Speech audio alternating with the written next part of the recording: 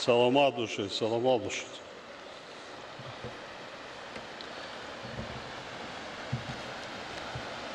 هموطنان عزیز، ساکنان محترم پایتخت، حاضرین گرامی، به افتخار جشن بزرگ ملی 31 سالگی استقلال دولتی، اینچنین به مناسبت افتتاح میدان و مجسمه استقلال تمام مردم شریف تاجیکستان، ساکنان پایتخت و همه شما حاضرین این چهارمین باشکوه اداره را صمیمانه تبریک گفتم. به کل شهروندان مملکت سلامتی و سربلندی، صلح و آسایش، خوشبختی و روزگار آباد آرزو می‌نمایم.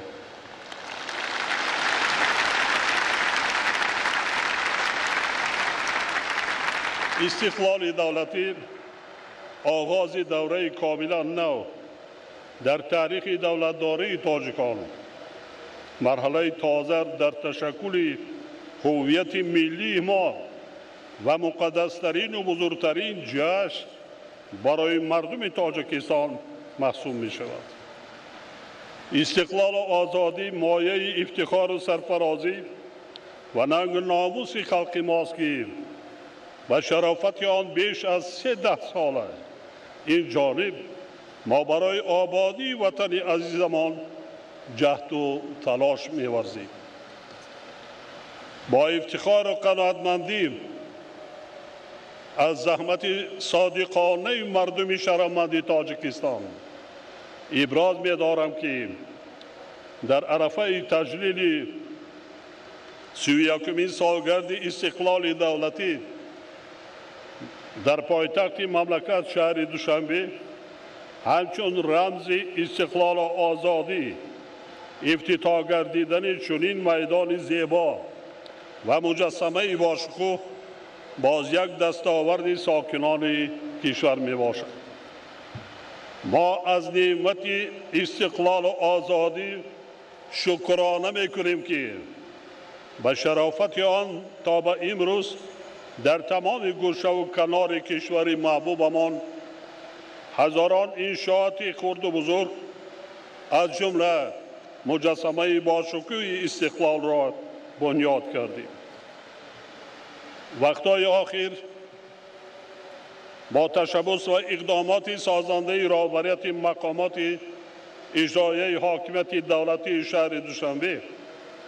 زحمت وطن دوستانه متخصصان و صاحبکاران با ننگ و ناموس کشور و ساختمانچان تاجیک در پایتخت مملکت بنیاد کارخانه‌های استحصالی، مؤسسه‌های اجتماعی، راه و پل‌های معاصر، میدان‌های ورزش، باغ و گلگشت‌های زمانوی و مرکزهای خدمت‌رسانی وسعت بی‌سابقه گرفته ایستاده است. هدف از بنیاد مجسمه استقلال در پایتخت کشورمان شهر دوشنبه پیش از همه حفظ ارزش‌های تاریخی و فرهنگی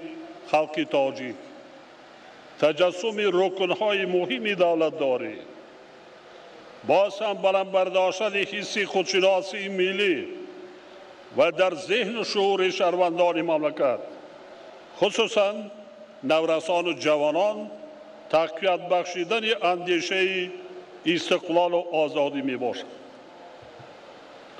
با استفاده از فرصت برابران مقامات اجرایی حاکمیت دولتی پایتخت، معماران و متخصصان، ساختمانچیان و همه آنهایی که برای اقامت افراختن مجسمه پرشکوه استقلال و بنیاد میدان زیبای آن سهمی وطن دوستانه گذاشتند، منتداری صمیمی خود را اظهار می‌نمایم.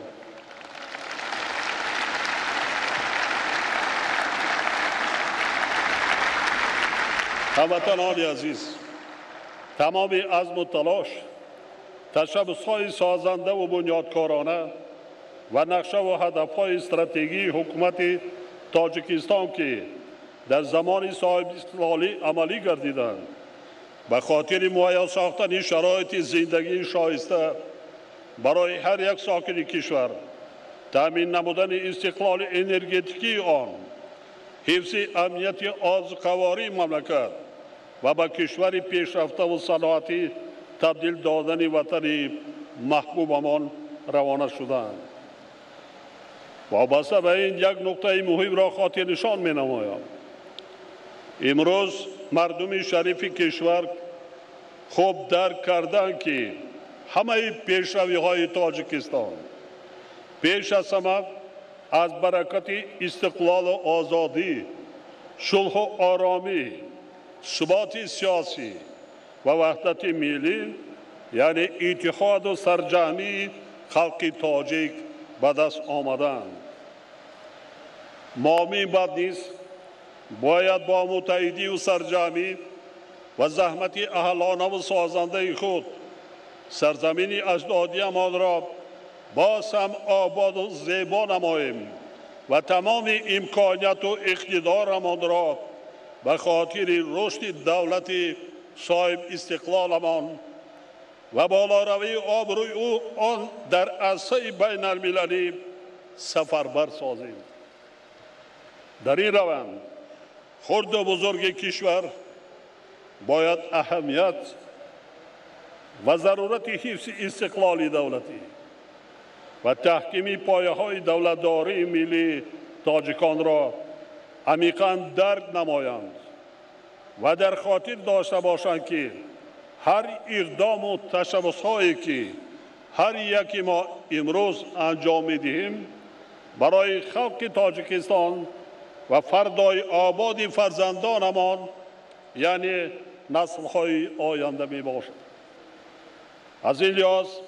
ضرور است که مردم ما بخصوص نسل جوان کشور اندیشه استقلال ملی را جزء مهمترین و جدای ناپذیر حیات و هستی خود، محور ننگ و ناموس و هویت و غرور ملی شماریده به خاطر تحکیم هرچی بیشتری آن سعی و تلاش نمایند. ما باید همیشه در یاد داشته باشیم که استقلال دولتی مقدسترین و بزرگترین دستاورد خلق تاجیکستان، به‌بهاترین نعمت زندگی ما، مایه افتخار و سربلندی و ننگ و ناموس خرد و بزرگ مملکت و سرچشمه تمام پیشرفت و کامیابی های مردم شریف کشور می باشد. روند و رویدادهای جهانی پرتضاد امروزه به هر یکی ما هشدار می دهند که برای حفظ استقلال و آزادی، بزرگترین نعمت زندگیمان و حمایه منفعت‌های دولت و ملتمان همیشه هوشیار و آماده باشد. تکراراً تاکید می‌نمایم که همه زحمت و تلاش ما باید به خاطر آباد نمودن وطن عزیزمان و به قطار دولت‌های پیشرفته رسانیدن تاجیکستان محبوبمان سفربر کرده شود. ما باید به ترغیب و تشویق ماهیت دولت و دولتداری معاصر ملی، احترام ولایت قانون، قدر و قیمت صلح و آرامی، ثبات سیاسی و وحدت ملی یعنی دستاوردهای استقلال دولتی اعتبار دائمی و اولین درجه دهیم. با استفاده از فرصت مناسب مردم قوی اراده و با ننگ و ناموس تاجیکستان محبوبمان را دعوت می نمایم که وطن عزیز خود را صدقاً و مثل جان خویش دوست دارید. شکرانه این آب و خاک مقدس را به جا آورید.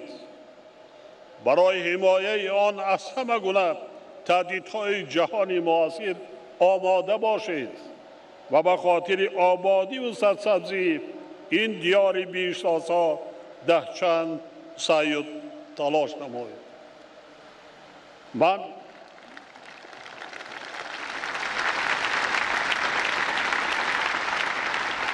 من با عزم و اراده شما مردمی با ننگ و ناموس تاجیکستان و مخصوصاً جوانان وطن دوست و وطن پرست آن اعتماد کامل دارم و می‌دانم که از عهده این رسالت و وظیفه با شرف چون هر وقت سربلندانه می‌براید. بار دیگر همه شهروندان سربلند کشور، ساکنان پایتخت و شما حاضرین ارجمند را به مناسبت 31 سالگی استقلال دولتی، افتتاح مجسمه استقلال و میدان استقلال که رمز دولتداری ملی تاجیکان می باشد صمیمانه تبریک گفته به هر یکی شما فضای آرام و آسوده، اقبال نیک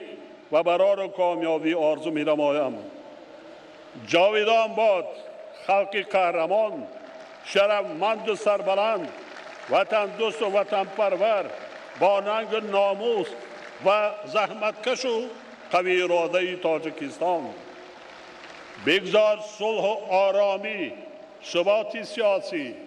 وحدت ملی و پیشرفت و آبادی در تاجیکستان عزیز ما ابدی باشد. پاینده باد وطن محبوب ما، تاجیکستان آزاد و صاحب اختیار.